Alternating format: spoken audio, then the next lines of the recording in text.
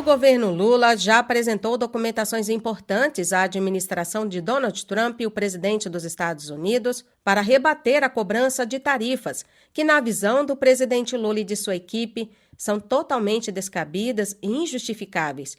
O escritório comercial norte-americano sugeriu recentemente novas tarifas de 25% sobre os produtos brasileiros, como aconteceu no ano passado. E ainda estão sendo recomendadas outras tarifas adicionais de 10% a 12,5%.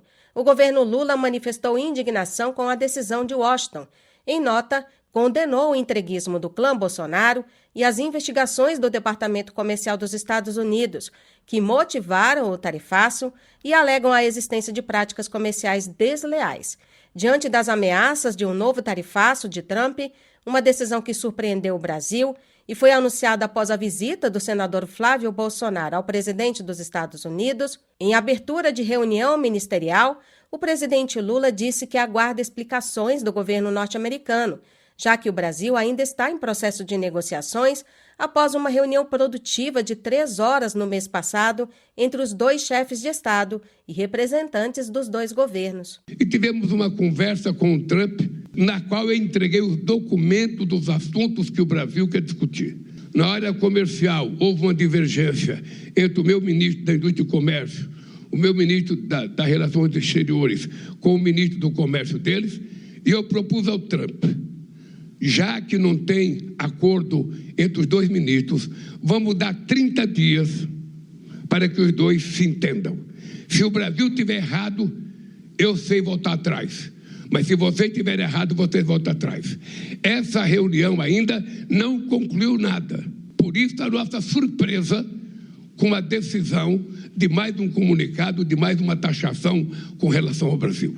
Eu saí de lá convencido de que a gente estava estabelecendo uma nova lógica no relacionamento democrático e civilizado entre Brasil e Estados Unidos. O que é triste é que tem brasileiros fomentando essa briga na perspectiva de que, se ele taxar a gente, ele vai prejudicar uma candidatura a presidente da República.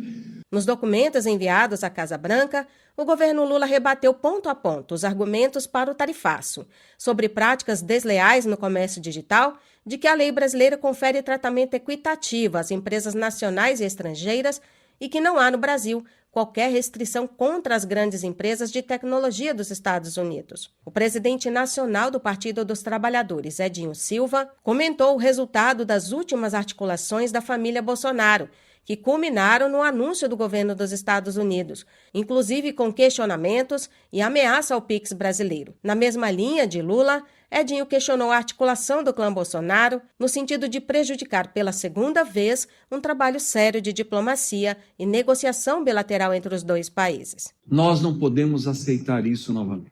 Nós não podemos aceitar que se trabalhe contra os interesses do Brasil. O Brasil é um país soberano. Nós somos um povo soberano. Que respeitem o Brasil, que respeitem os interesses do povo brasileiro. Tudo isso que foi feito pelo Flávio Bolsonaro, pela família Bolsonaro, vai exigir de nós novamente muito trabalho. E o presidente Lula já está novamente abrindo o processo de negociação com o governo norte-americano, mostrando ao governo norte-americano o que é verdade, que o governo norte-americano tem um saldo comercial positivo, portanto, nós compramos mais dos Estados Unidos do que exportamos. E mais uma vez, o presidente Lula vai lutar para que o PIX, que é um patrimônio do povo brasileiro, não seja prejudicado. Tudo isso porque a família Bolsonaro, que é Flávio Bolsonaro, trabalham contra os interesses do Brasil. Sobre a alegação de tarifas preferenciais, o governo Lula esclareceu que os acordos comerciais celebrados pelo Mercosul com terceiros países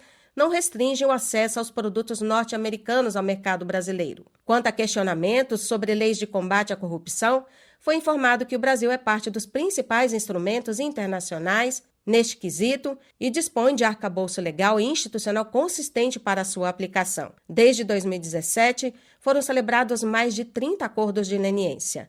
Sobre a proteção de direitos de propriedade intelectual, o governo brasileiro alegou que os Estados Unidos são o principal beneficiário do sistema brasileiro de propriedade intelectual. Respondem por cerca de 30% dos pedidos de patente e lideram os contratos de licenciamento e cessão de ativos.